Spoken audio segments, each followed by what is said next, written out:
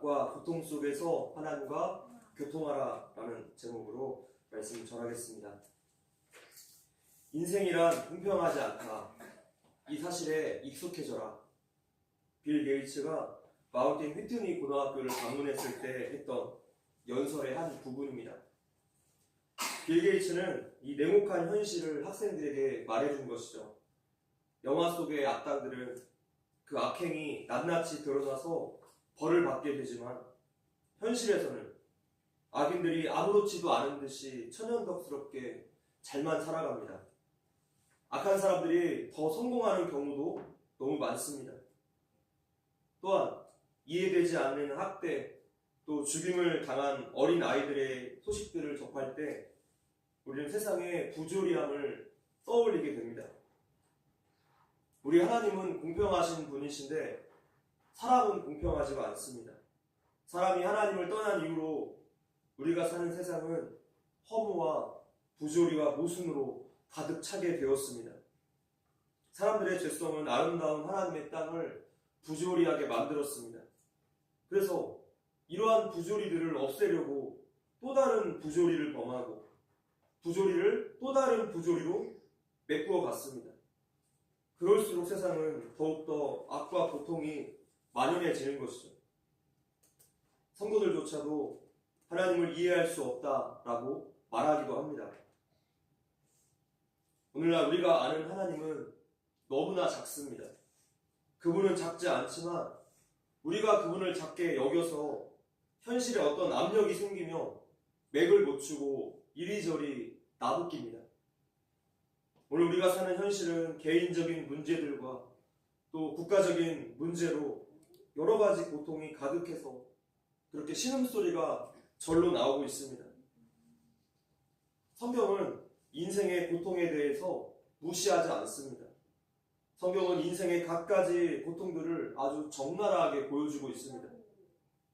그러면서 동시에 이 고통과 악조차도 다스리시는 하나님을 우리에게 알려주십니다. 우리에게 그 하나님을 알고 배우라고 말씀하시는 거예요.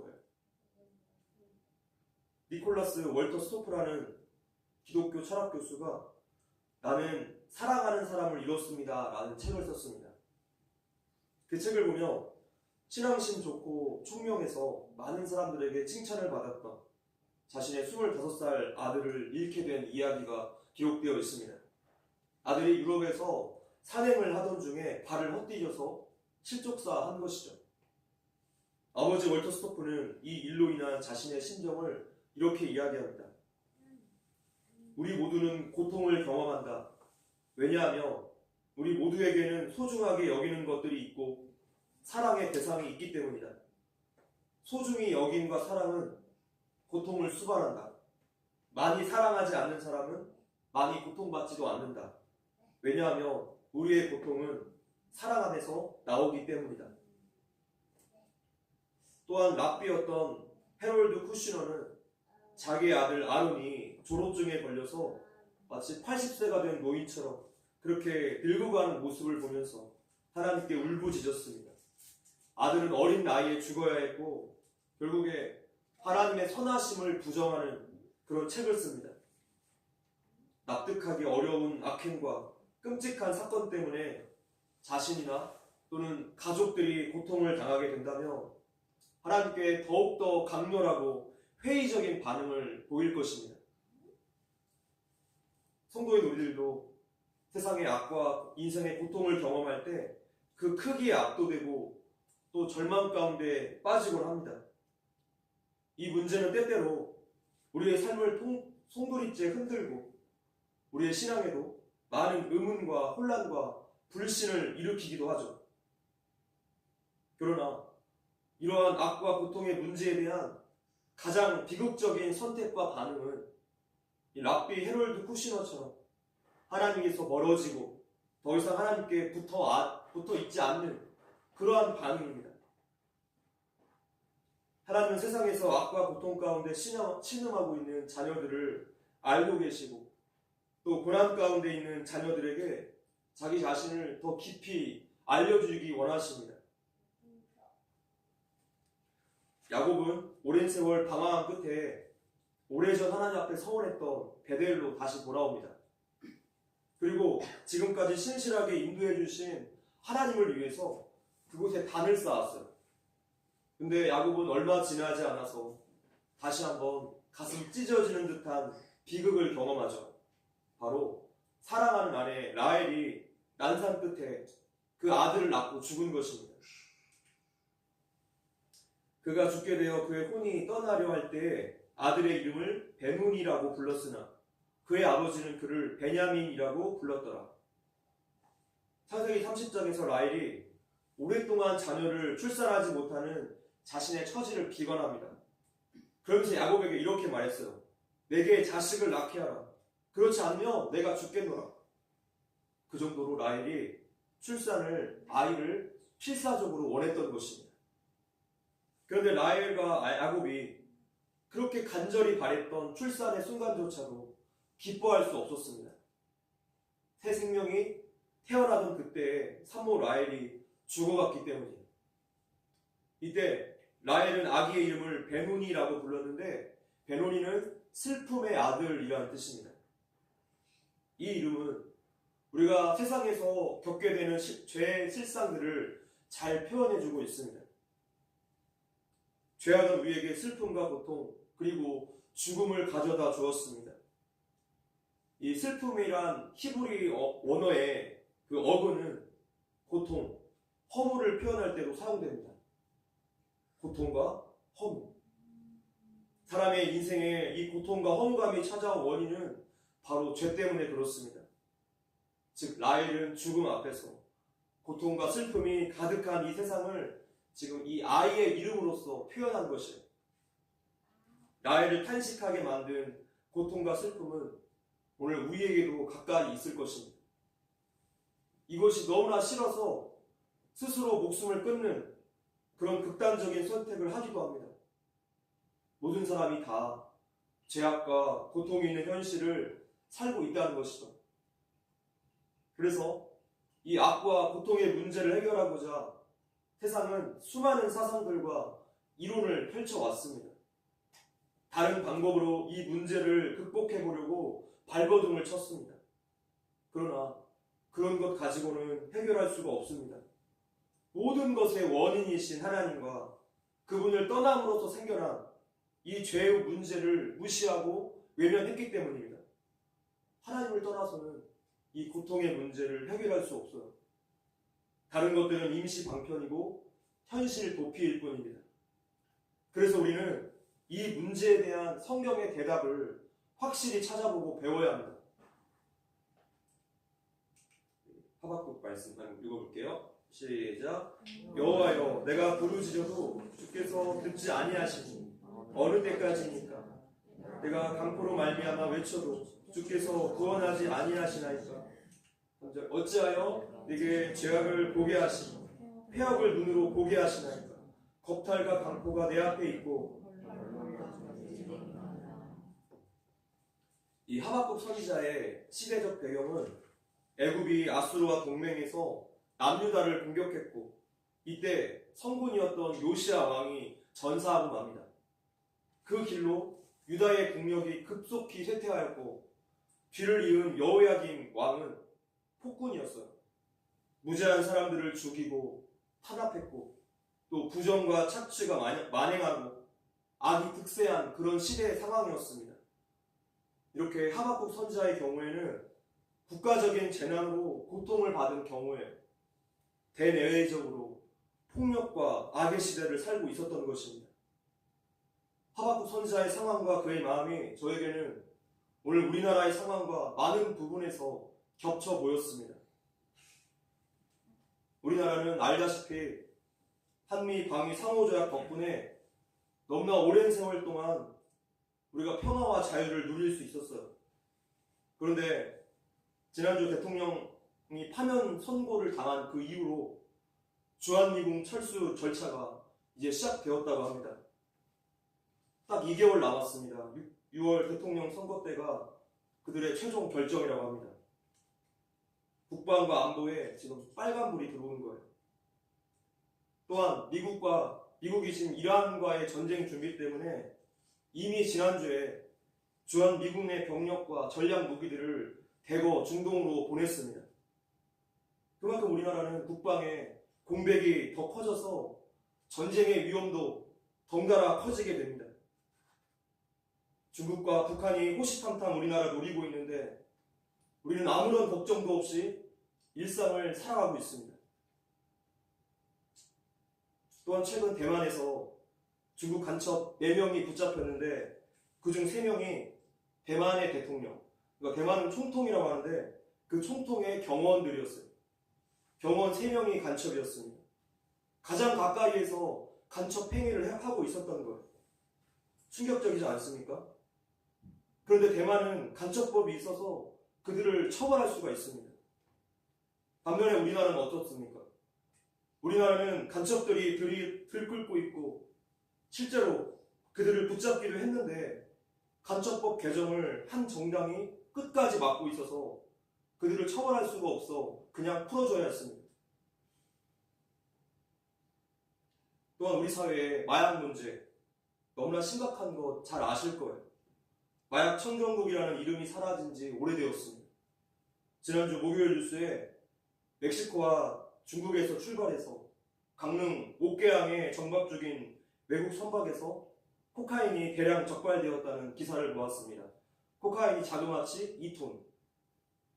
역대 최대 규모인 1조 원 상당의 마약이 발각된 거예요. 미국의 FBI가 우리나라에 정보를 주지 않았다면 이 마약이 우리나라에 그대로 풀렸을 것이고 마치 미국처럼 우리나라에도 좀비 거리가 생겼을지 모릅니다. 청소년들과 청년들이 지금 마약으로 죽어가는데 마약 수사를 하지 못하도록 한 정당이 그 전담 부서를 폐지하고 마약 수사 예산을 전액 삭감했습니다. 그들의 행동이 정말 이해가 되십니까? 우리가 정치에 관심을 가지지 않고 생업과 일상에 몰두하는 동안에 이 나라의 모든 영역이 이렇게 공산주의 세력에 의해서 침몰되고 있습니다. 불법과 폭력과 죄악이 충만하고 있어요. 성도된 우리가 이 나라를 위해서 비통한 심정으로 기도하지 않을 수 없는 상황입니다. 대내적으로 이렇게 비슷한 고통을 경험한 하박국 선지자는 어찌하여? 라고 탄식하면서 자신의 그 혼란스러운 마음을 표현하고 있습니다. 성경에 보면 이렇게 비통한 심정으로 어찌하여?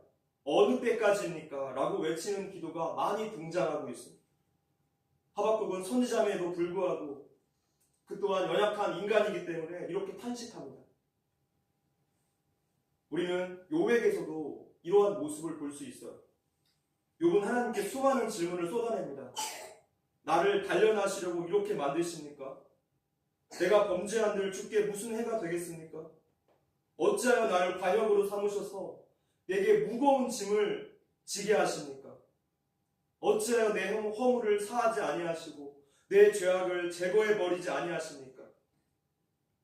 하박국 선지자가 국가적인 재난으로 고통을 얻었다면 이제 욥은 개인적인 영역에서의 고난이라고 할 수 있습니다.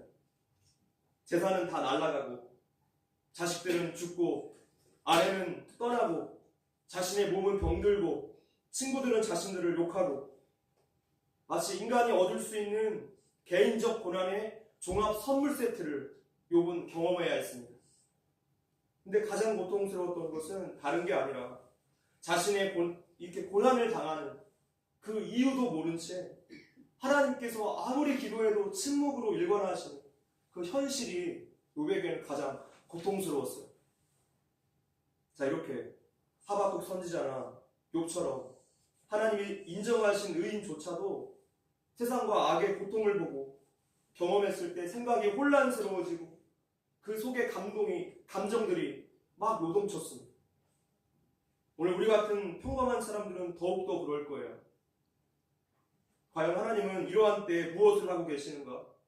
어떻게 이런 고통 속에서 나를 또 우리 대한민국을 내버려 주시는가? 라는 의문을 품으면서 고통스러워합니다.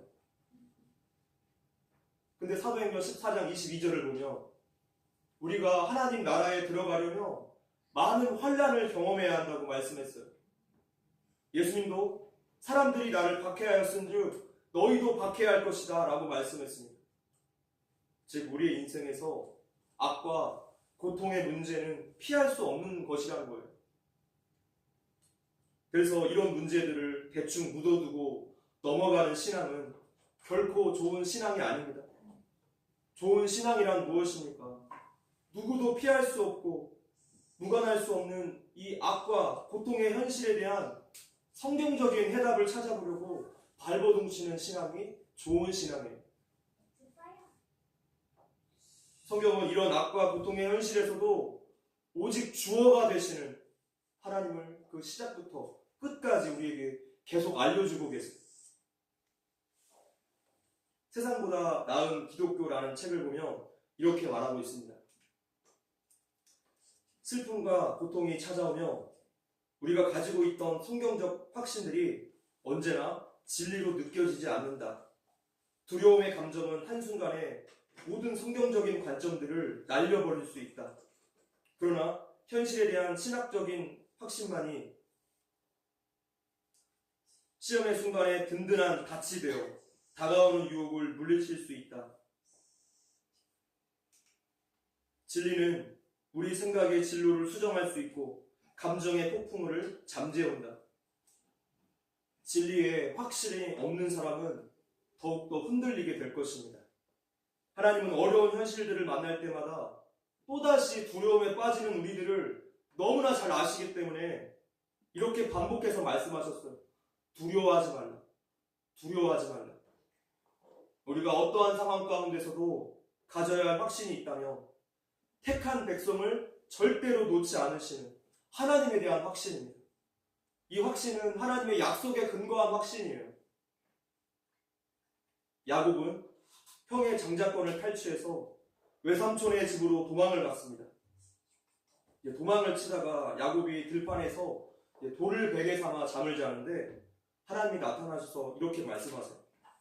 15절에 시작. 내가 너와 함께 있어.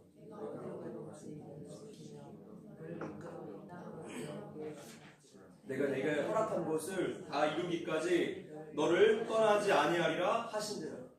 죄를 짓고 도망가는 야곱에게 불호령을 내릴 하나님을 예상했는데 하나님이 이런 따뜻한 위로의 말씀을 주시는 거예요. 너를 떠나지 않을 거야. 하나님은 오늘 우리가 광야와 들판의 자리, 실패의 자리, 고통의 자리에 있을 때에도 우리를 떠나지 않으시고 여전히 함께 하십니다.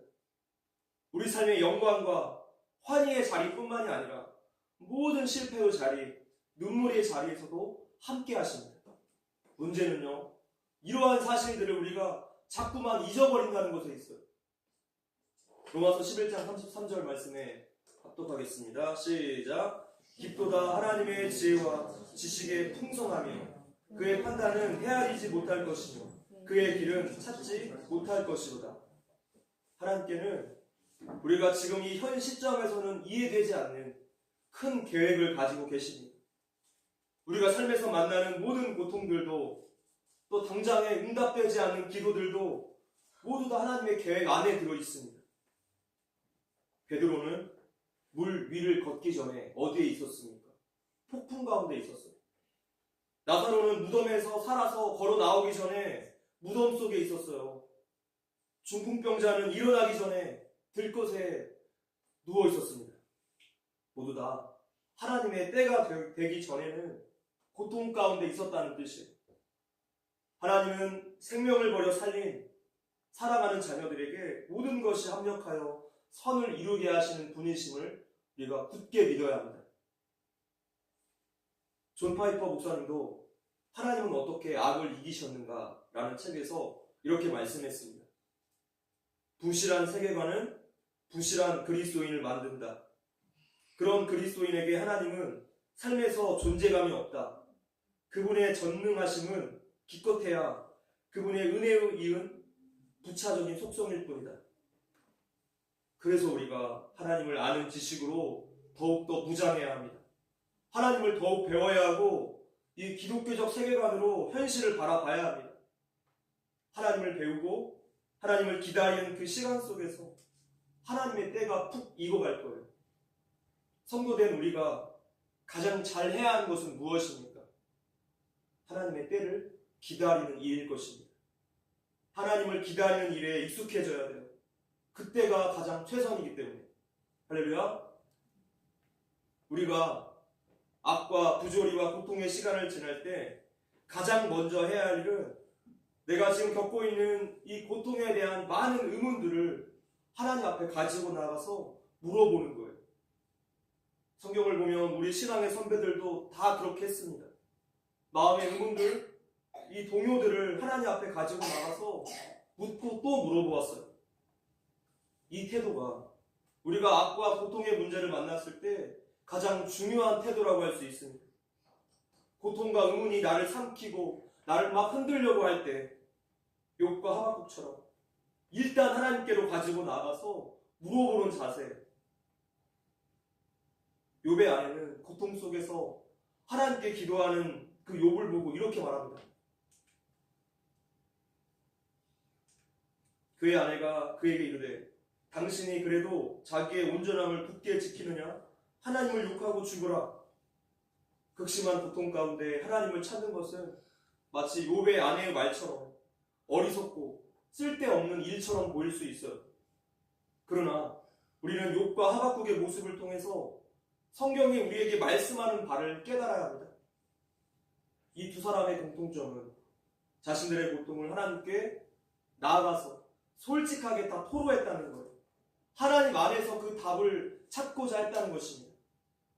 이러한 태도는 성경에 기록된 모든 신앙의 그 선배들에게서 공통적으로 나타났습니다. 특히 시편 기자들에게 이런 모습을 우리가 자주 볼 수 있습니다. 그들은 자신의 절박함을 가지고 하나님께 나아가서 기도했고 고통 가운데 하나님의 인도하심과 응답을 얻고자 노력했어요. 어떤 사람은 그냥 참고 견디는 것만으로 내가 지금 믿음을 발휘하고 있다라고 생각하기도 합니다. 그러나 그렇지 않아요. 아무것도 하지 않는 침묵과 견딤보다는 하나님 앞에 자신의 심정을 철저하게 토하면서 하나님께 아뢰고 하나님께 구하는 그 가치를 우리는 경험해야 돼요. 그것은 비록 고통 가운데 있지만 하나님과 어떻게든 교통하고자 하는 믿음의 태도입니다. 이것을 하나님께서 기뻐하신다는 거예요. 침묵과 견딤이 능사가 아닙니다. 하나님께 마음껏 토해내셔야 돼요. 이렇게 모든 힘든 마음과 상황들을 하나님 앞에 가지고 나가서 절규하고 탄식할 때 하나님께서 어떤 방식으로든 우리의 마음을 만족해 하시고 평안으로 바꿔주실 것입니다. 이것을 경험하셔야 돼요. 고통을 이유로 하나님을 떠나버린다면 우리는 고통밖에는 배울 것이 없습니다. 자기 자신을 더욱더 비참하게 내모는 것이고 마귀의 게임에 넘어가는 것이 돼요.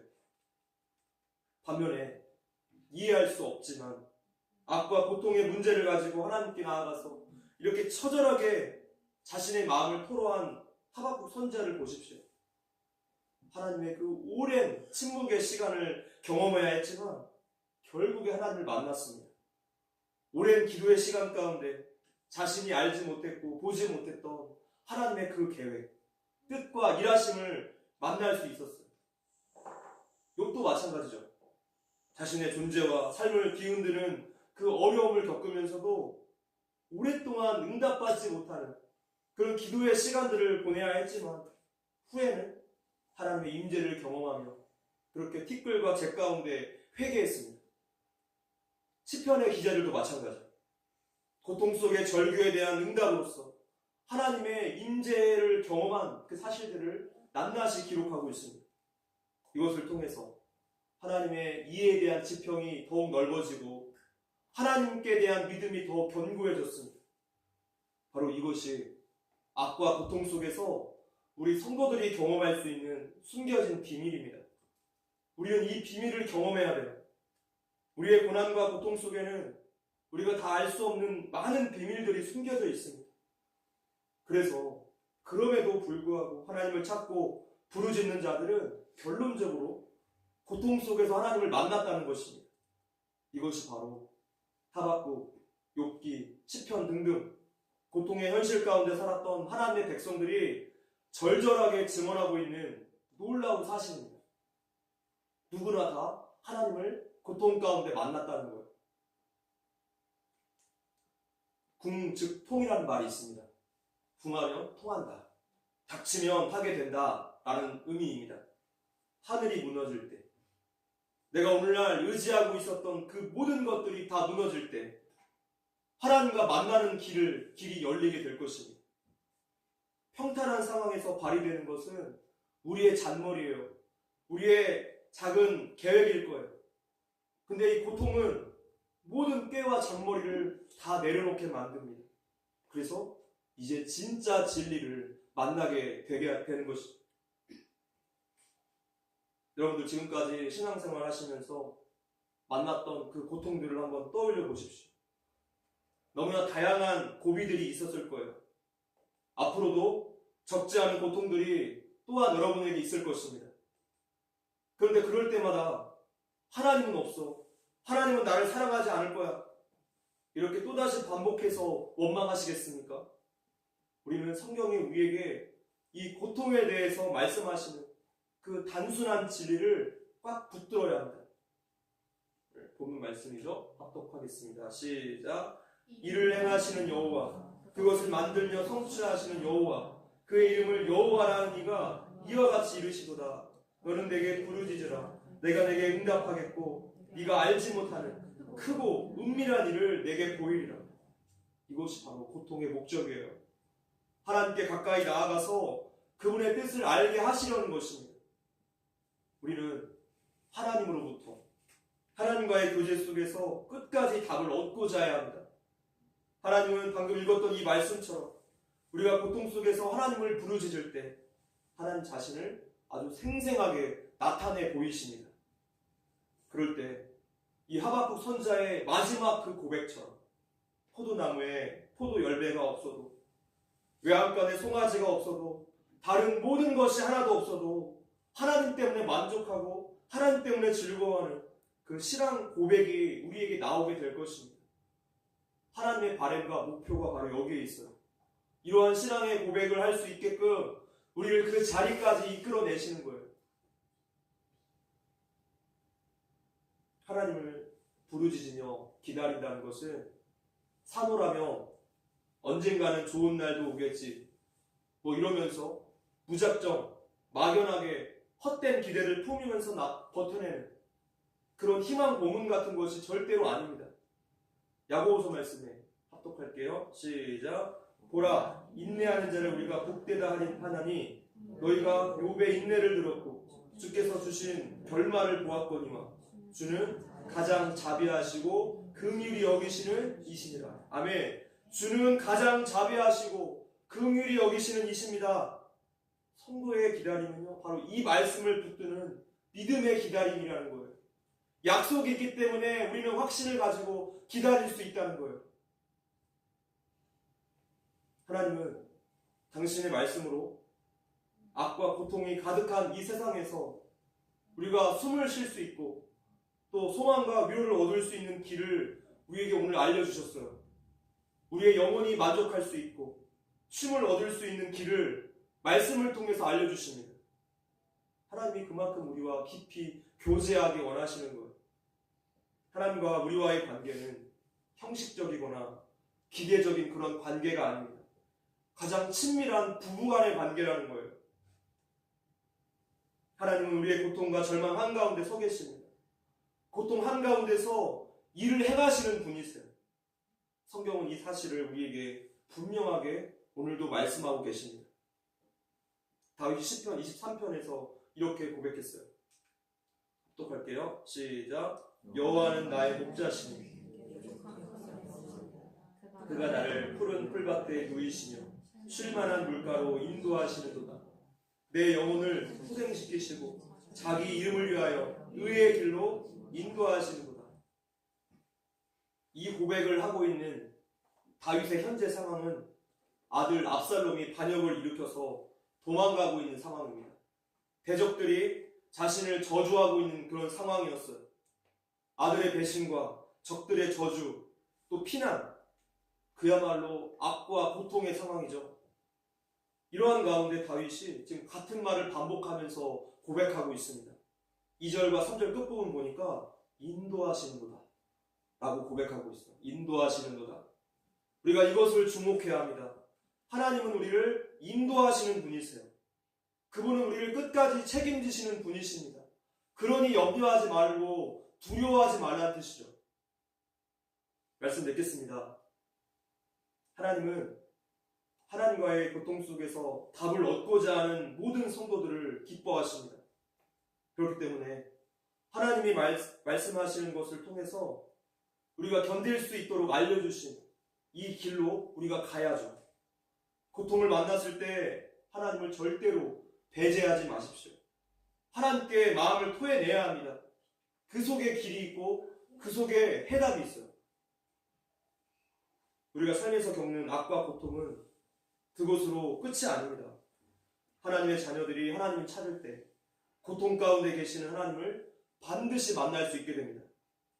하나님은 우리가 겪는 모든 상황의 주권자로서 우리의 모든 것을 다스리는 분이시로서 우리가 알지 못하는 일을 행하시고 결국에 자신의 그 선하신 뜻을 이루어 나가십니다.